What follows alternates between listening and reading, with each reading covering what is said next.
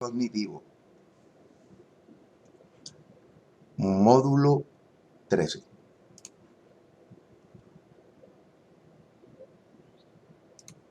La inteligencia. La inteligencia es la capacidad de razonar, entender y de beneficiarse de la experiencia. Eso es lo que creemos que es la inteligencia. El problema viene cuando tratamos de traducir esa definición abstracta en los comportamientos que definen la presencia de la inteligencia. La definición de inteligencia tiene que considerar las bases biológicas del comportamiento inteligente. Entender cómo medimos la inteligencia es importante porque estamos en efecto definiendo la inteligencia como se hacen los instrumentos de medición. La medida de la inteligencia se expresa típicamente como el cociente de la inteligencia o coeficiente intelectual. El término se originó por la puntuación en las pruebas de inteligencia temprana diseñadas para su uso en niños por Alfred Binet, también Louis Terman, trabajaron en ese tema en Francia. Aquí es bien importante, en términos de la que es neurociencia, que la inteligencia, cuando se vincula a aspectos psicobiológicos o neurocientíficos, no podemos perder de perspectiva que somos seres evolutivos y que parte de la evolución implica que tengamos la capacidad de solucionar problemas y tomar decisiones con el propósito de mantener la especie. Así que la inteligencia en esa línea, ¿verdad? Cuando miramos las partes o los elementos de tipo biológico, estamos también poniendo en perspectiva el hecho de que la inteligencia es una capacidad adaptativa que tienen unos más que otros y que, ¿verdad? Como seres que evolucionamos, tenemos dos vías importantes de cómo utilizar la inteligencia. Primero que todo, la supervivencia de la especie, la reproducción de la especie son los dos factores críticos, ¿verdad? Que si vemos la inteligencia desde esa perspectiva, definitivamente eso es comportamiento inteligente. Claro, las pruebas psicológicas que miden la inteligencia, pues, ¿verdad? Tienen otras acepciones. Pero al final del día todo se resume a exactamente lo mismo. La capacidad para tomar decisiones con el propósito de sobrevivir, adaptarnos y reproducirnos. La primera prueba de inteligencia fue ideada por Alfred Binet en 1905 con el propósito de identificar a los niños que iban a la escuela en Francia y que necesitaban instrucción especial, o sea, tenían necesidades especiales. Predecir el desempeño escolar sigue siendo lo que la mayoría de las pruebas de inteligencia hacen mejor. Así que las pruebas de inteligencia lo que buscan es predecir éxito escolar. También se utilizan para tratar de predecir éxito en los trabajos. Pero al final del día, las pruebas de inteligencia se utilizan mucho más en los entornos escolares, tanto privados como públicos. Ahora, varios estudios nos señalan que la correlación entre las puntuaciones de coeficiente intelectual o de IQ y los promedios académicos típicamente se ubican en un rango entre 0.40 a 0.60, lo cual pues son correlaciones que van de moderada a moderadamente alta. Como les decía, también el IQ o coeficiente intelectual se relaciona con el desempeño laboral, los ingresos, el nivel socioeconómico y se correlaciona negativamente con delincuencia juvenil. Aunque también se ha estudiado el comportamiento de individuos con personalidad psicopática y por lo general estas personas tienen coeficientes intelectuales sobre el promedio y algunos o muchos de ellos también caen en la categoría de genios. Aquí podemos ver cómo tradicionalmente se ha visualizado el coeficiente intelectual, donde en términos de las puntuaciones, pues primero que todo aquí vemos una distribución normal o acampanada de lo que es el IQ o la inteligencia, donde por lo general, a tres desviaciones estándares por debajo del promedio o en el porcentil 1, típicamente una persona puede estar sacando una puntuación de 55, ¿verdad? Y si en un rango de 55 a 70, usualmente se categoriza como retardado. En un rango de entre 71 a 85, bajo el promedio. Entre 85 y 100, ¿verdad? Está por debajo más o menos del promedio también. Por eso es que se coloca entre realmente 70 y 100 es bajo el promedio, ya de 100 hasta 115 es alto, 130 le llaman gifted o aventajado, o genio, también se le llama genio, de 130 en adelante. Así que ese es un poco, ¿verdad?, lo que conceptualmente se conoce como la teoría del coeficiente intelectual, que es la diferencia entre la edad cronológica y la edad mental, ¿verdad? La edad que uno tiene versus la edad que intelectualmente representa a través de las pruebas. El cerebro y la inteligencia. En el caso, por ejemplo, de Albert Einstein, muchas personas decían que el cerebro de Einstein era altamente, mucho más grande en proporción con su cuerpo, comparado con personas normales. Esto se probó que es totalmente falso, ya que el cerebro de Einstein ha sido estudiado a nivel mundial. Sí se encontró que el cerebro era normal, excepto en los lóbulos parietales. Sobre todo, son los lóbulos, entre los lóbulos parietales y lóbulos frontales. Y estos se asocian con dos factores, ¿verdad? O dos tipos de inteligencia, la matemática y la espacial, que típicamente para un experto en física teórica como Einstein era vital. Era vital, ¿verdad? Que aquí se comprueba totalmente que el cerebro tiene la capacidad de crecer gracias a la neuroplasticidad y la cantidad de conexiones neuronales que se utilizan basado en el tipo de trabajo que uno realiza, etc. Así que, pues, en este caso particular, también, interesantemente, a pesar de que el capítulo no lo presenta, entre los lóbulos parietales y los temporales, también él tenía bastante grosor, sobre todo al final de su vida, donde él, ya casi prácticamente jubilado, retirado, se dedicaba en sus horas libres a tocar el violín. O sea que también el estar practicando constantemente el uso del violín activaba tanto el área parietal como temporal, que se asocia con la audición. Y no debemos perder de perspectiva que el leer música, el manejar tonos musicales, ¿verdad?, y las métricas musicales se expresan bastante parecido al lenguaje lógico matemático. Así que eso es otro elemento. Ahora, en el capítulo un poco se trae la duda de si Einstein o no desarrolló este grosor, ¿verdad? Este grosor dentro de las áreas de los lóbulos parietales a través de la neuroplasticidad, ¿verdad? Porque no se le siguió, pero sí biográficamente, los que han estudiado biográficamente saben, ¿verdad?, que al final de la vida de Einstein, él estaba tratando de crear una teoría que unificara la mecánica cuántica con la teoría general de la relatividad. Estaban buscando una teoría que lograra integrar estas dos teorías. lo cual requería de un esfuerzo intelectual bien grande.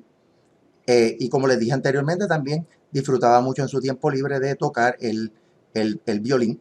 Incluso en ocasiones lo invitaban a tocar violín con la Orquesta Filarmónica de Princeton, la Universidad de Princeton, donde trabajó prácticamente casi toda su vida. ¿Verdad? Para seguir añadiendo al tema, varios investigadores señalan que las habilidades requieren de interconexiones neuronales entre los lóbulos del cerebro, un poco lo que les decía hace un rato con el dominio, ¿verdad?, de la música o la inteligencia musical. Así utilizamos el concepto de inteligencia múltiple de Howard Gardner. Así que pues un tanto interesante cómo pues, la realidad es que además de que pueda haber neuroplasticidad en un área específica del cerebro, siempre va a haber interconexiones.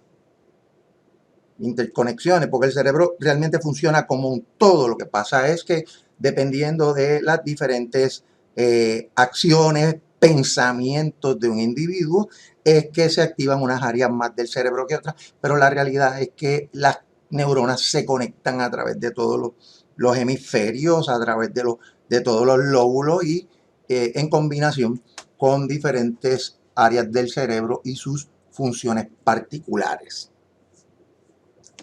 Otro dato interesante es que la correlación entre el cerebro y la inteligencia es apenas 0.24, que es una correlación baja. Por tanto, el hecho de que uno tenga un cerebro más grande no implica que uno sea mucho más inteligente. Ahora, ¿qué saben los investigadores en el campo de la inteligencia y la neurociencia?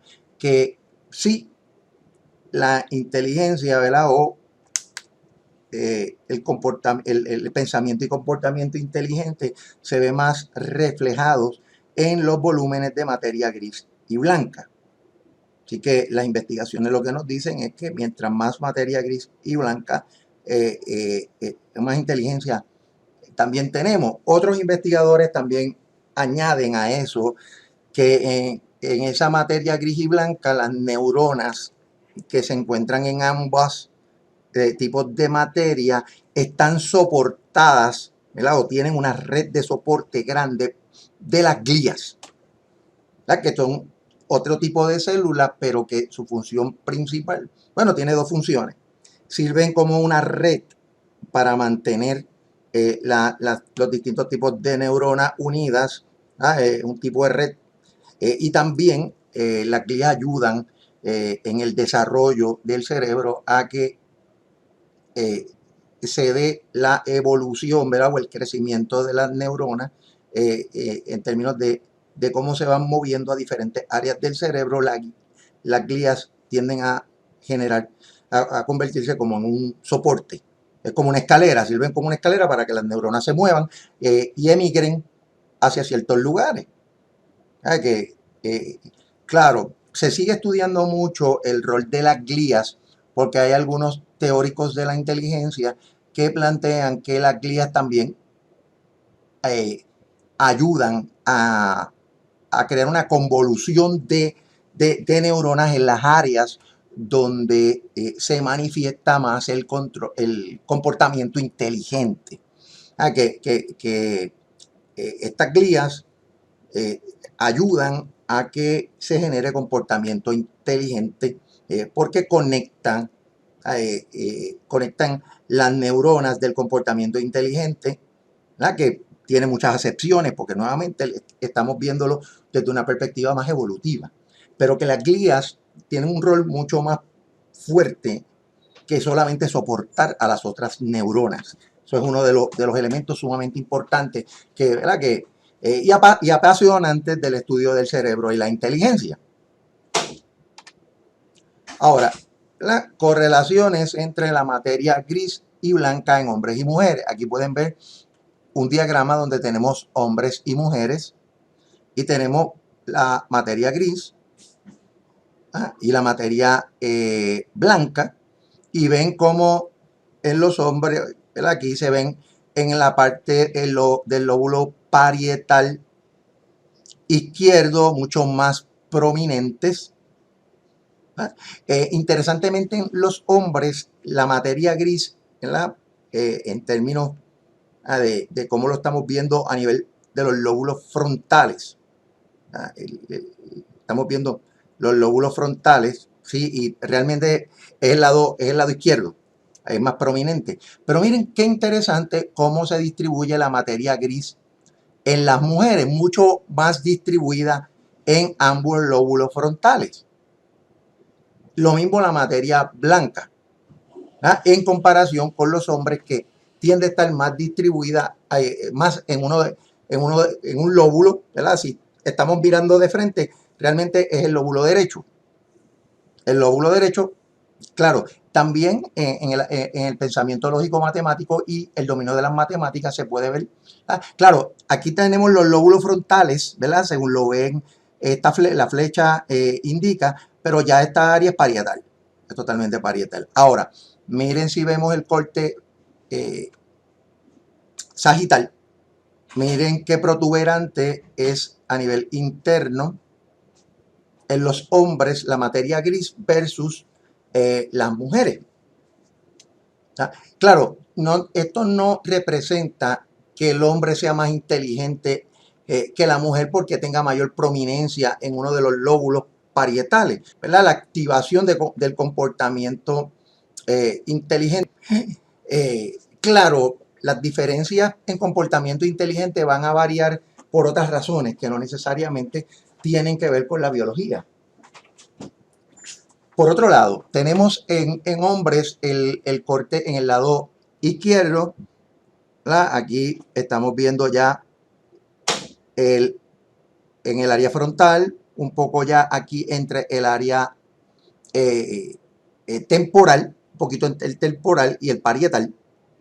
Y nuevamente, ¿verdad? Como que las áreas de activación en términos correlacionales tienden a localizar más, ¿verdad? Y soy insistente en esa repetición. La inteligencia en hombres en unas áreas particulares versus que las mujeres se pueden ver pequeñas, pero están distribuidos más alrededor de todo el cerebro. Lo mismo pasa si lo vemos desde el lado derecho. Y entonces, ¿verdad? Desde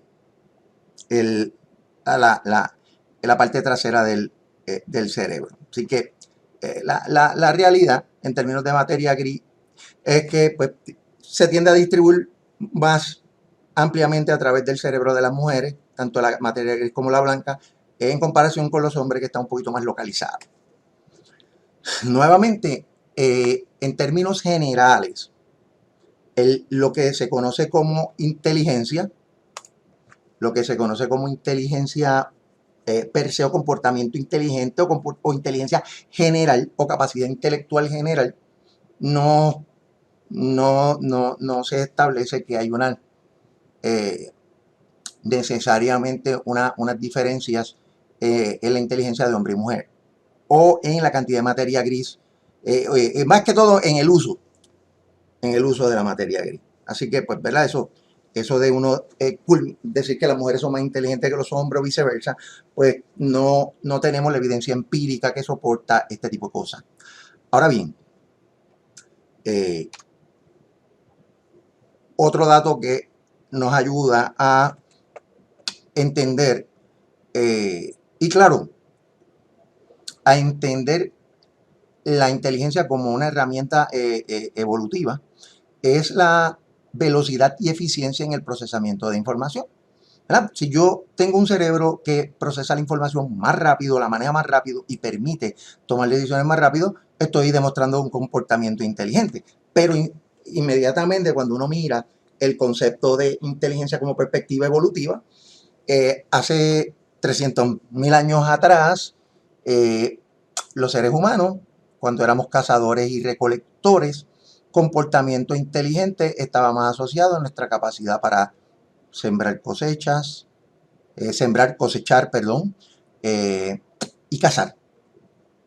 Así que, nuevamente, los que eran más rápidos y eficientes analizando una situación de, por ejemplo, cómo cazar a un mamut, en la medida que las personas pudieran rápidamente analizar la información y tomar decisiones eficientes para matar, ¿verdad? O cazar al mamut y luego poderlo transportar en pedazos para consumo, piel, etcétera, etcétera. Pues eso iba a depender, ¿verdad? Del cerebro y cómo el cerebro manejaba con rapidez y eficiencia el procesamiento de la información. Así que, por ejemplo, investigadores han demostrado que las puntuaciones de IQ están correlacionadas con tiempo de reacción, es otro tipo de inteligencia, y desde luego con la velocidad de la conducción nerviosa, ¿verdad? Cuán rápido yo proceso la información a través de mi cerebro. La velocidad de la conducción neuronal va a depender de la integridad de las vías de materia blanca, eso es bien importante. La integridad de la materia blanca se correlaciona con la inteligencia y ahí explica alrededor de un 10% de la variación. Por eso es que la materia blanca tiene un rol bien importante en la inteligencia. ¿Por qué? Porque las neuronas que están allí son las que ayudan a moverse rápidamente en términos de la información que nos permite tomar decisiones y actuar correctamente. Ahora, ¿qué nos dice también los estudios? De que la integridad de la materia blanca va a declinar con la edad y la inteligencia junto a ella. O sea que al perder materia blanca, perdemos capacidad de inteligencia. Claro, hay otros teóricos que hablan de que uno pierde puntos de coeficiente intelectual, pero también el cerebro aprende a compensar utilizando otras áreas dentro de nuestro cerebro. Una conducción más rápida de las neuronas puede hacer su contribución para aumentar la inteligencia. Por eso es que hay un debate interesante con la estimulación transcranial que hablamos en capítulos anteriores, el capítulo sobre todo de investigación y ética, donde se ha encontrado que además de ser útil este tipo de técnica, ¿verdad? Donde se le ponen unos magnetos a la persona en el cerebro para estimular áreas que compensan en el caso de las personas que sufren ataques de epilepsia, pero también se ha encontrado que la estimulación transcraneal, la cantidad de energía a través de esos magnetos que entra, sobre todo en las áreas corticales del cerebro, aumenta la capacidad intelectual del individuo. Y ahí viene el dilema ético. ¿Será ético yo coger una persona con inteligencia normal y tratar de estimular una mayor conducción nerviosa a través de la estimulación transcranial? Eso es un debate interesante. Continuando con velocidad y eficiencia en el procesamiento de la información. También la integridad de la materia blanca y la velocidad de conducción nerviosa van a ser vitales para determinar que también la información viaja a través del cerebro. Eso añade otro factor sumamente importante, que es cómo las vainas de mielina se comportan, ¿verdad? En los axones para aumentar la velocidad de la conducción y evitar al mismo tiempo que se dé un cruce innecesario entre las neuronas. Ahora, también los seres humanos tienen una mayor proporción de materia blanca, ¿verdad? Y procesos mielinizados. La mielina, como habíamos visto, al ser una grasa, una proteína, sirve de catalítico a las conducciones nerviosas, ¿verdad? Por eso es que tienen, a nivel de la materia blanca, tienen mayores procesos mielinizados, comparado incluso con la materia gris en otros animales. Y pues la teoría más convincente hasta el momento es que los seres humanos somos más inteligentes que las otras especies debido a la mielinización. ¿Verdad? Nuestras neuronas tienen mucha más mielina y más conducciones mucho más rápido que otros animales. ¿Ya? Sobre todo cuando son mamíferos, ¿no? Porque Sabemos también que hay otras especies pues, que tienen cerebros bien sencillos, bien sencillos. Bueno, ¿por qué? Porque la evolución eh, les ha permitido tener cerebros sencillos para poder sobrevivir, adaptarse y reproducirse. Así que ahí es donde, si comparamos, ¿verdad? O hacemos una analogía entre el coeficiente intelectual, ¿verdad? Porque nosotros no medimos el coeficiente intelectual de los animales. Eh, lo, lo estimamos basado en sus comportamientos, pero no cogen una prueba como los seres humanos. Así que, claro, por ahí hay unos trabajos con monos bien interesantes que podemos mirar y sí, a través de tipos de pruebas de inteligencia bien parecidos a las pruebas individuales, como el Stanford Binet, etcétera, eh, se utilizan más o menos con simios y se ha podido un poquito extrapolar. Ahora bien, nosotros básicamente tenemos nuestro cerebro es un 27% en proporción mucho más grande, la corteza cerebral es 27% más grande que la de los primates, los monos. Y por lo menos los teóricos de la inteligencia plantean que esa diferencia de 27% es la que básicamente hace, y valga la redundancia, una gran diferencia entre por qué un mono no puede construir un edificio y un ser humano sí. Continuando con velocidad y eficiencia en el procesamiento de la información. Eh, Además de la mielinización, la velocidad del procesamiento de la información y la inteligencia siguen una relación de tiempo curvilínea, aumentando desde la niñez hasta la madurez y luego disminuyendo en la vejez. Un indicador del papel de la eficiencia cerebral en la inteligencia es que los individuos que son más altos en coeficiente intelectual usan menos energía en el cerebro.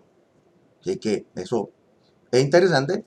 Claro, cuando se habla de que usan energía es que hacen un menor esfuerzo, pero sus conexiones neuronales son más rápidas y eficientes que las de un individuo promedio y bajo el promedio. Así que no es un asunto del tamaño, sino de la eficiencia en el uso del cerebro.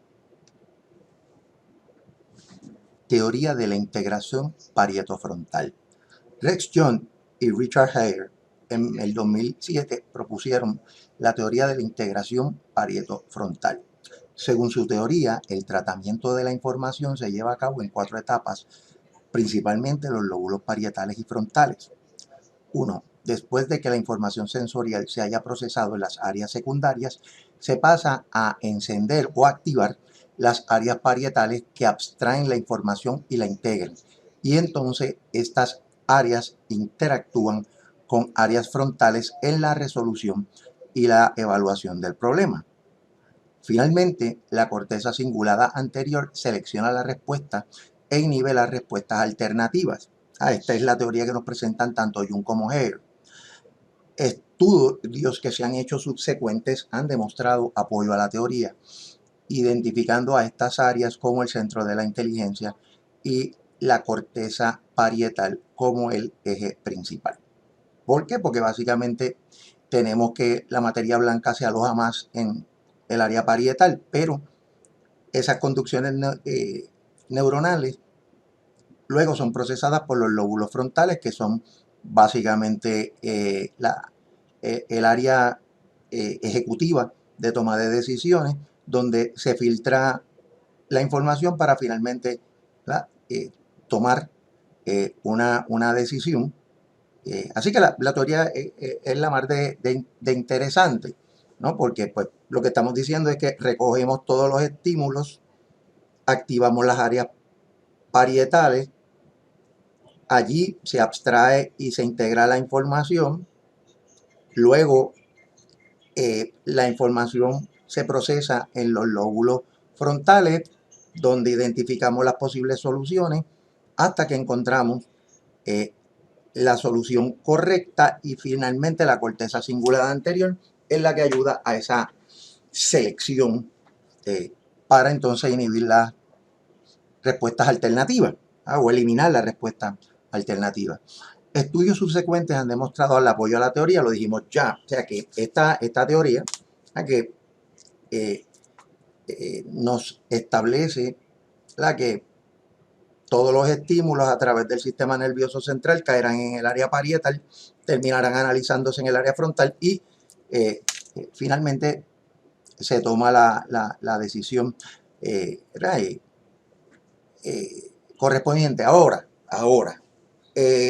a pesar de que la teoría tiene bastante acogida, otro de los datos, por ejemplo, Antonio Damasio ha encontrado, y por eso es interesante que la decisión final se procese en la corteza cingulada anterior, ¿verdad? En el cerebro medio.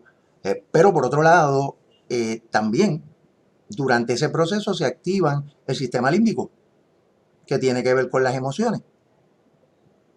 Y por eso es que nos dice el doctor Antonio Damasio que las emociones también, esa toma final de decisión que se encuentra en el área cingulada anterior, también es filtrada a través del sistema límbico. Por eso es que para tomar una buena decisión hace falta una emoción, sea la que fuere, ¿no? Y eso es importante recalcarlo dentro del asunto de la inteligencia. Ahora, habilidades específicas y el cerebro. Existen 3 capacidades que han emergido con frecuencia como componentes principales de la inteligencia. La lingüística, que nos permite, ¿verdad?, comunicarnos. La lógica matemática, que nos permite hacer sentido del mundo y contabilizar, ¿verdad?, y tener una visión cuantitativa de la vida. Y la espacial, que es una combinación también, es la de aspectos, de asuntos lógico-matemáticos, ¿verdad?, que nos permite ver cómo los seres humanos nos ubicamos en tiempo y espacio ante las situaciones que vivimos en el día a día. Ahora, se ha encontrado que hay áreas del cerebro que se activan más durante ciertas tareas. Por ejemplo, la habilidad espacial tiende a activarse más en los lóbulos parietales. ¿Por qué? Porque también se necesita recoger muchísima información para uno poderse visualizar en tiempo y espacio, poder organizar el entorno donde uno está, poder moverse dentro de un entorno desconocido. También se activan otras áreas, como por ejemplo áreas asociadas al lenguaje a nivel lingüístico en el lóbulo frontal izquierdo, el área de Broca en el lóbulo frontal izquierdo, o en los lóbulos temporales donde está el área de Wernicke, que tiene que ver con la articulación del lenguaje también. También pues la habilidad matemática se ha encontrado que reside más en tanto las cortezas prefrontal como parietal. Algunos investigadores han encontrado que en el lóbulo prefrontal izquierdo se da una manifestación más amplia de la habilidad matemática. Pero también hay activación en otras áreas, lóbulo frontal derecho, por ejemplo. Ahora, no parece haber diferencias estadísticamente significativas en la forma en que el cerebro se comporta en términos de habilidad general y habilidades específicas. Simplemente parece ser que las diferencias más que todo están vinculadas a los tipos de conexiones neuronales, a la neuroplasticidad y desde luego al aprendizaje y la práctica. Por eso es que los matemáticos como los físicos, ¿verdad?, y matemáticos como Einstein pues tenían una mayor activación, ¿verdad?, de las áreas parietales y temporales, por darle un ejemplo. Porque pues igual pasa, ¿verdad?, en otras profesiones que las activaciones cerebrales se van a dar en diferentes áreas. Y, por ejemplo, en el caso particular de los famosos estudios de los taxistas de Londres, que tenían que, ¿verdad?, dominar, conocer todas las calles, todos los negocios, todas las ubicaciones dentro de la ciudad de Londres, La actividad parietal era bien amplia, ¿ah? Pero también el comportamiento de los lóbulos parietales era bien pronunciado y los lóbulos parietales eran mucho más grandes que los otros lóbulos del cerebro en estos choferes, en estos conductores. Cosa interesante, cuando ellos se retiraban o se jubilaban de los trabajos o del trabajo de taxista, su cerebro volvía al tamaño normal, especialmente en los lóbulos parietales. Así que eso, el cerebro crea volumen a través de la práctica y la activación. Es como un músculo, mientras más ejercicio usted hace, más crece. Correlaciones entre coeficientes intelectuales y familiares. Estos son los estudios en gemelos idénticos, correlaciones de 0.86 que son bastante altas. Aquellos gemelos idénticos que se han criado aparte, 0.72. Gemelos fraternos, 0.60. Hermanos o hermanas que se crían juntos, 0.47. Hijos y padres, 0.42. Hermanos que se crían separados, 0.24. Ahí baja bastante la correlación. Y la correlación entre padres e hijos que viven o se crían aparte, 0.22. Pero ya pueden ver, en el caso de los idénticos, tanto que se crían juntos como aparte, y los fraternos, y los hermanos, que son correlaciones que van de moderadas a altas. Diferencias genéticas en la inteligencia. La mayoría de las diferencias en las estructuras del cerebro asociadas a la inteligencia son asociados a factores genéticos. En estudios congenéticos, donde el 90% difiere en volumen del cerebro, 80% en la materia gris y 88% en materia blanca. O sea que hay un gran porcentaje de compatibilidad en gemelos idénticos. También se ha encontrado que la inteligencia general es más heredada que habilidades específicas como verbales o espaciales o matemáticas o lingüísticas, etc. Se ha encontrado, por otro lado, también que el gen ASPM es un determinante importante del tamaño del cerebro, mientras que el gen precursor PACAP desempeña un papel en la neurogénesis, en el nacimiento de neuronas y las señales neurales o neuronales, y puede haber contribuido a la formación de capacidades cognitivas humanas. Y que estos dos genes tienen un rol bien protagónico en el comportamiento del cerebro. Ahora, también es importante resaltar que los estudios no son concluyentes, ya que existen problemas de replicación. Influencias ambientales. De la misma forma en que se ha tratado de probar que la inteligencia es heredada, también se ha intentado demostrar que las influencias ambientales explican por sí solas la inteligencia. Las influencias ambientales tienden a ser variables y es difícil aislarlas en los estudios de laboratorio, ya que existen problemas de validez externa o de poder generalizar los resultados de estudios de laboratorio a la vida real. Otro asunto es que las variables ambientales covarían con las influencias genéticas y hacen difícil que se puedan aislar. Ahora bien, sigue existiendo una correlación entre el IQ de hijos y padres biológicos, o sea que la inteligencia tiende a ser heredada. Ahora también hay algunos estudios, sobre todo con niños que han estado en Early Head Start y programas de Head Start, que la estimulación temprana en los niños a nivel intelectual ayuda a mejorar sus coeficientes intelectuales, lo cual indica que pues también tiene que haber un elemento aprendido. Otro dato interesante que hasta el mismo Francis Galton encontró, que el coeficiente intelectual correlacionaba negativamente con enfermedades infecciosas. O sea, las enfermedades infecciosas afectan al cerebro, innegablemente. Solo lo descubrió Sir Francis Galton en sus primeros análisis de la inteligencia, porque él utilizaba muchas medidas médicas o galvánicas, ¿no?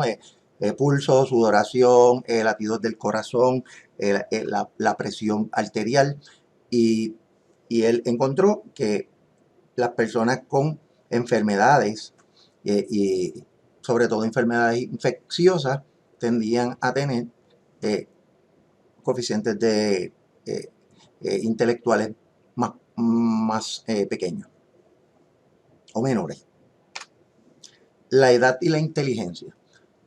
Una de las fuentes principales de la disminución de la inteligencia es la actividad reducida de una gran cantidad de genes que están involucrados en la potenciación a largo plazo y el almacenaje de la memoria debido a daños asociados a la edad. Los genes están involucrados en el funcionamiento sináptico y la plasticidad, incluyendo aquellos responsables por los receptores de glutamato y GABA, y además las vesículas sinápticas que se encargan de liberar y reciclar. Se ha sobrevalorado la relación entre la pérdida de inteligencia, habilidades cognitivas y la edad. Una de las razones para esto es que se piensa que la memorización es la habilidad más importante en personas mayores. Y desde luego ahí existen otras formas de medir inteligencia. Como decíamos hace un ratito, si la materia blanca y gris disminuye con la edad, el cerebro busca maneras de compensar. ¿Verdad? Que también hay las teorías de inteligencia emocional hablan mucho de eso, de cómo en la medida que vamos madurando podemos perder ¿verdad? La capacidad para manejar problemas matemáticos por un lado, pero también aumenta nuestra capacidad de cómo manejar nuestras emociones eh, y utilizar el cerebro de una manera más integrada. Así que ¿verdad? Hay algo por ahí de eso también en términos de la inteligencia emocional. Otro asunto también es de carácter metodológico. Hay estudios transeccionales donde se hacen comparaciones de personas de una edad versus otra y no se destacan los aspectos de cambios sociales y el acceso y manejo de la información. Continuando con la edad y la inteligencia. Cuando la comparación se hace a nivel longitudinal, ¿verdad? Siguiendo a las mismas personas a través del tiempo en su proceso de envejecimiento, ¿verdad? La cantidad de pérdida disminuye. O sea que podemos perder coeficiente intelectual a través del tiempo, pero tampoco es una pérdida dramática, excepto que haya condiciones tales como la de demencia senil, el síndrome de Korsakoff y pues desde luego Alzheimer. Claro, otro de los temas que nos dicen los investigadores es que la pérdida de la inteligencia va a depender del tipo de inteligencia que se está midiendo. Se ha encontrado que la inteligencia cristalizada, que es la capacidad de memorizar cierta información, ¿verdad? Que permanece con uno, se aprende y se reaprende, que está asociada a destrezas y conocimientos aprendidos, permanece bastante estable, pero puede mejorar. También el vocabulario mejora, por eso es que dicen que somos más sabios y somos más cultos a través de los años. La resolución de problemas, el razonamiento y la capacidad de procesar y aprender nueva información conforman lo que se llama la inteligencia fluida. Y esta sí se ha encontrado que disminuye, ¿verdad? Luego de los 30 años. Pero también, nuevamente, va a depender de la neurogénesis y de la práctica. Mantener el cerebro ocupado y practicando todo el tiempo es un elemento importante aquí. Continuando con la edad y la inteligencia. Aparentemente, la velocidad del rendimiento a nivel del cerebro es particularmente vulnerable durante el envejecimiento y esa pérdida puede ser importante. Shay en el 94 descubrió que la eliminación estadística, haciendo análisis estadístico de la velocidad, eso es corrigiendo, eso es básicamente controlando efectos, probablemente utilizando una técnica como la regresión. Cuando tú eliminas los efectos estadísticos de las puntuaciones de los exámenes, se reducen las pérdidas significativamente en los ancianos. ¿Qué eso significa? Pues, por ejemplo, si tú tienes unas personas que están ancianos, ¿no? Que están estimulados o que se estimulan intelectualmente haciendo diferentes cosas versus unos que no lo hacen, el estar activo y no estar activo es un artefacto estadístico que si usted ¿eh?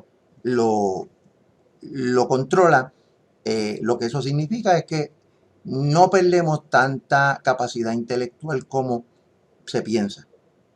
Claro, Sanjay Gupta, no sé si han escuchado del doctor Sanjay Gupta, que es un corresponsal de CNN, recientemente acaba de publicar un libro sobre la salud del cerebro y él establece que pues, al cerebro hay que mantenerlo ocupado, hay que ofrecerle retos, la alimentación y el ejercicio son vitales. O sea, todo esto son variables que impactan la inteligencia de un individuo a corto, mediano y largo plazo. O sea, que eso es una realidad. Pero también en el envejecimiento saludable, ¿verdad? Que es la oxidación a través del tiempo, los seres humanos tendemos a perder coordinación, ya que se afectan los lóbulos prefrontales, parietales y temporales. Y desde luego, el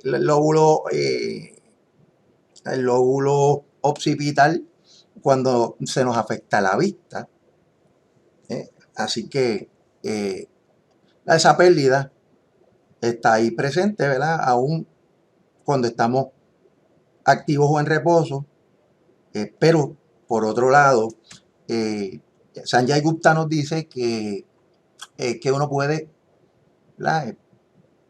aún después de los 50 años, comenzar a cambiar los hábitos de alimentación, de consumo de alcohol, cero consumo de drogas, ejercicio y estimulación del cerebro continua, buscando algo que hacer, como dice.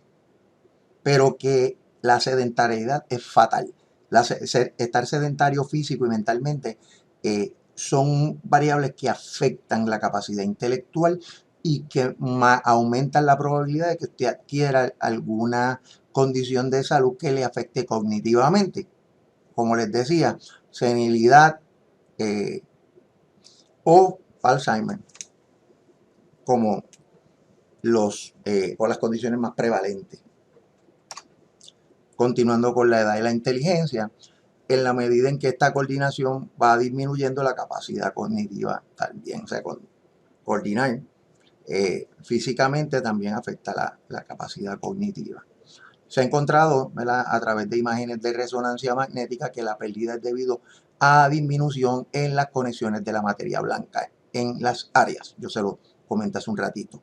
En los ancianos, aquellos con una mejor eficiencia en las conexiones neuronales o neurales, demuestran mayor velocidad de procesamiento y funciones ejecutivas superiores, incluyendo control de impulsos y toma de decisiones. También un mejor uso del sistema límbico en el manejo y la administración de las emociones. Como les mencioné en varias ocasiones durante esta discusión, el cerebro tiende a utilizar mecanismos de compensación para lograr tareas cognitivas. Por ejemplo, se ha encontrado que una persona que se le olvida un concepto con frecuencia, si utilizan asociaciones o generan imágenes mentales de esos conceptos, se le hace más fácil recordar. Y que le llaman algunos mnemónicas o el conocimiento por asociación, pero era, por ejemplo, usted quiere recordarse de un concepto que leyó asociado a la edad media, usted busca una imagen de un caballero de la edad media y por asociación se acuerda del concepto. Ahora, cuando trae la imagen a la mente o cuando ve una imagen externa. Así que son maneras de uno poder compensar. ¿Verdad? O cosas tan sencillas como cambiarse el reloj de si yo lo uso en la mano izquierda, en la muñeca izquierda, cambiarlo a la derecha para acordarme de algo. Así que son mecanismos de compensación también que uno utiliza para, ¿verdad? En broma lo digo, ¿no? Envejecer con dignidad. Discapacidad intelectual. La discapacidad intelectual es una limitación en el funcionamiento intelectual, ya sea razonamiento, aprendizaje y solución de problemas. Y también la conducta adaptativa.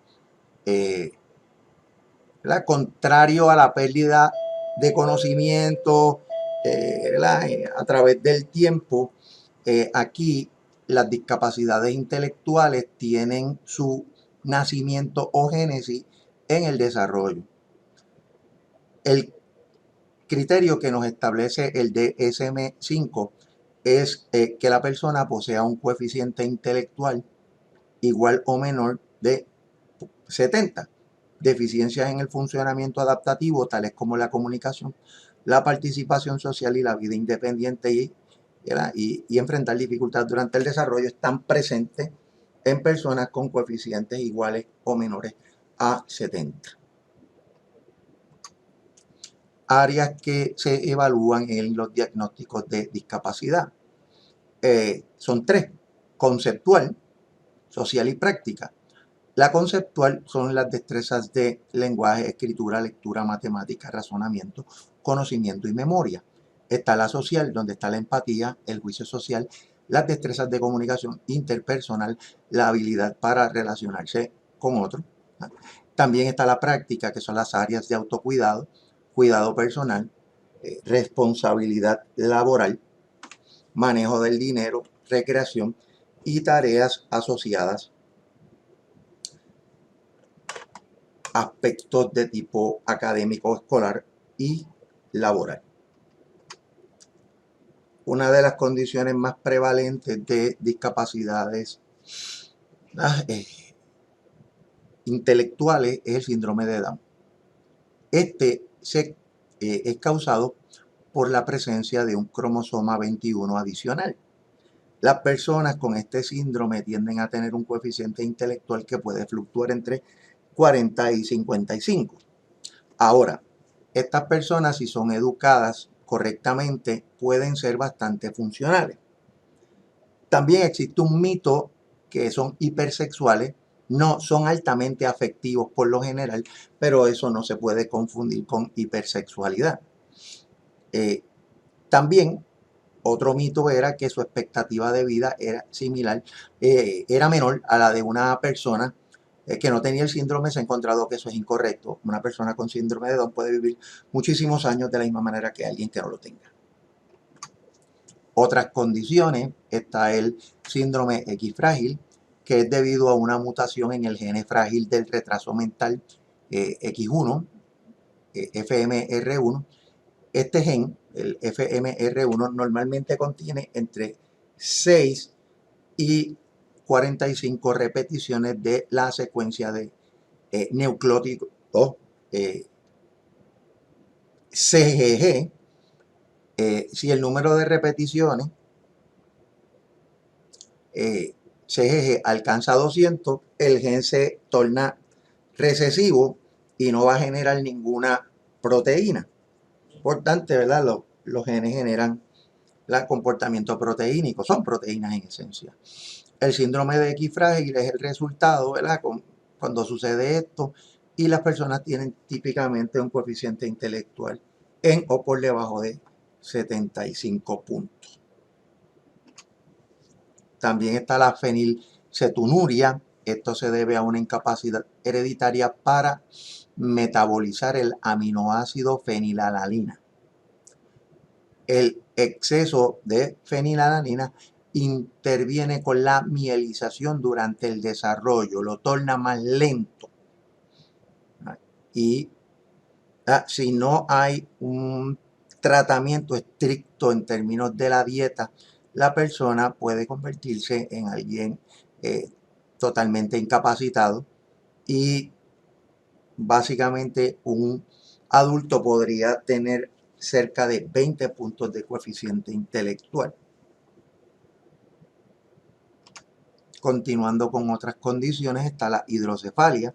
Esta se presenta cuando el líquido cefalorraquídeo se acumula en los ventrículos cerebrales, que son los huecos que mencionamos en principio en el cerebro, que también contienen líquidos, como el líquido encefalorraquídeo que pasa a través del cordón espinal. Aquí lo que pasa es que aumenta el volumen de fluido dentro del tejido neural, haciendo que la cabeza de la persona crezca en tamaños muy altos sobre el promedio. Claro, se ha encontrado que la hidrocefalia se puede también tratar si se detecta en etapas tempranas, creando un drenaje que previene la acumulación de exceso de líquido, y baja también el tamaño de la cabeza. Algunos individuos no parecen perjudicarse por la pérdida dramática de corteza. Ese es otro dato. Se pierde corteza por medio de la hidrocefalia.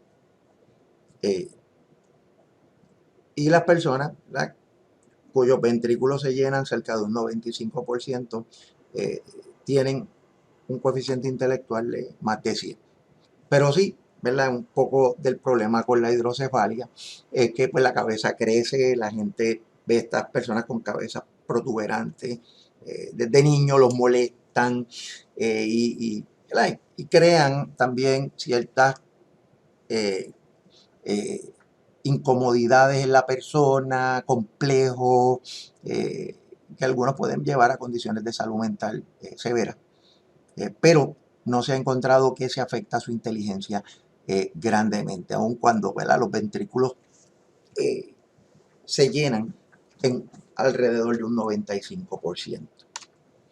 También se ha encontrado que el virus Zika, que es una de las causas infecciosas de discapacidad intelectual, puede tener un efecto devastador en el desarrollo cerebral y la inteligencia de los niños, ¿verdad? Que genera también que el niño se desarrolle mucho más pequeño y el cerebro y su cabeza sea mucho más pequeña en promedio con las dimensiones del cuerpo. También está el trastorno del espectro autista. Este es un conjunto de trastornos del desarrollo neurológico que se caracterizan por déficits sociales, ¿verdad? Lo típico del autista, tener pocas destrezas sociales, mucha introspección, problemas en la comunicación y comportamientos rutinarios o repetitivos. En el DSM-5, este desorden incluye diagnósticos previos de autismo, el síndrome de Asperger, el desorden de desarrollo profundo no especificado y el desorden desintegrativo de la niñez. Algunos investigadores creen que gran parte del problema del comportamiento social es que las personas con autismo carecen de una teoría de la mente, de una capacidad profunda de hacer introspección y poder evaluar sus propios estados mentales y atribuirlos a sí mismos. Como estoy triste, yo poder diferenciar, yo puedo llegar a la conclusión de que estoy triste porque me siento triste en términos de estado de ánimo y mi mente procesa comportamientos similares a cuando alguien está triste. Eso un poco se cree que no se le hace fácil a las personas con el trastorno de espectro autista. También se ha encontrado que generan o que tienen problemas con neurotransmisores tales como la serotonina, el glutamato, la GABA y la oxitocina. Aspectos ambientales del autismo. La contaminación se ha comenzado a relacionar con la condición, sobre todo en áreas urbanas. También las infecciones en la madre durante los primeros 6 meses del embarazo pueden impactar la condición. Obesidad, diabetes e hipertensión pueden fomentar el que un niño nazca autista. Ahora, no existe evidencia de que las vacunas generen autismo, que era otro mito tradicional. Hay algunos datos que pueden relacionar el autismo con la herencia. También hay algunos autistas que son funcionales y sobresalen en diferentes campos, porque el mismo síndrome del espectro, el concepto del espectro, lo que significa de manera bien sencilla es que hay unos que son más autistas que otros. Un autismo más profundo y otro más leve. Y otro moderado, desde luego. También está el déficit de atención e hiperactividad, ADD y ADDH. El déficit de atención e hiperactividad es caracterizado por conductas impulsivas para llamar la atención, dificultades de aprendizaje e hiperactividad. Conductualmente son inquietos, tienen dificultades para mantenerse sentados, enfrentan dificultades para organizar tareas, se distraen fácilmente, son olvidadizos, interrumpen las clases y tienen problemas de control de impulsos. Se dividen en tres tipos: los que combinan falta de atención, hiperactividad y pobre control de los impulsos; los que tienen el déficit de atención; y tres, los que son hiperactivos y pobre control de los impulsos. Además de tener problemas en la escuela y el trabajo, desarrollan desórdenes de personalidad, algunos desarrollan conducta criminal y abuso de drogas. Estudios recientes han encontrado reducciones en el volumen total del cerebro y en 5 estructuras específicas que se involucran también con la emoción, la motivación y el procesamiento de la recompensa. Las clásicas: el núcleo caudalado, el putamen, núcleo accumbens, que está bien asociado con las recompensas y la motivación; la amígdala, que asocia con diferentes tipos de emociones, especialmente la de temor, la de miedo; y el hipocampo, que a pesar de que también maneja regula ciertos tipos de aprendizaje, también el aprendizaje emocional. Ahora, se ha encontrado, sobre todo por la hiperactividad y la falta de control, que la amígdala es la más afectada dentro de este déficit.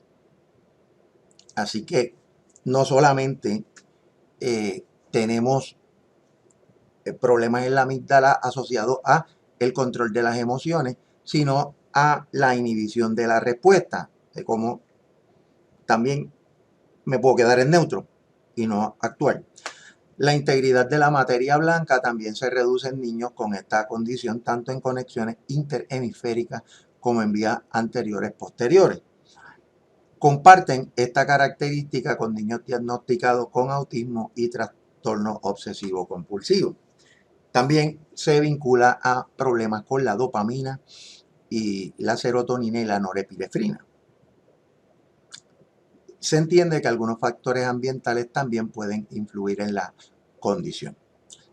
Hasta aquí básicamente hemos presentado la inteligencia desde la perspectiva psicobiológica, psicofisiológica, pero también social, y los procesos cognitivos, y en adición las diferentes condiciones de salud mental que se generan, donde se afecta dramáticamente la inteligencia.